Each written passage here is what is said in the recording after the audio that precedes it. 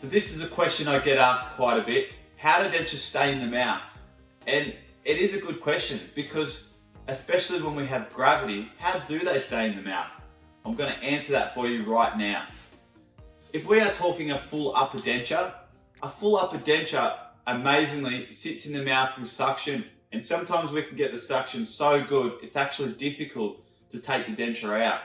Now it works on a principle called cohesion, and this is where we get a tight seal around the inner lips and cheek. This allows air to not get forced under the denture, which will essentially push the denture down. If we're talking about a partial denture, well, this is easy. A partial denture means you have a few natural teeth left. And what we can then do on those natural teeth is put little metal hooks. We will show you some in the video. But the metal hooks essentially are like the gripping points. They're going to grip around the remaining teeth to give you that support and comfort you need. The last thing we want is when you're eating and talking for your dentures to be moving around.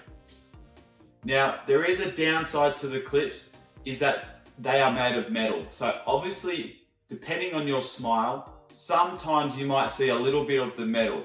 But hey, it's a lot better than having big black spaces everywhere. Wouldn't you agree?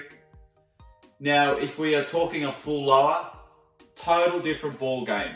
Unfortunately, full lowers are the nightmare dentures. They are hard to get used to.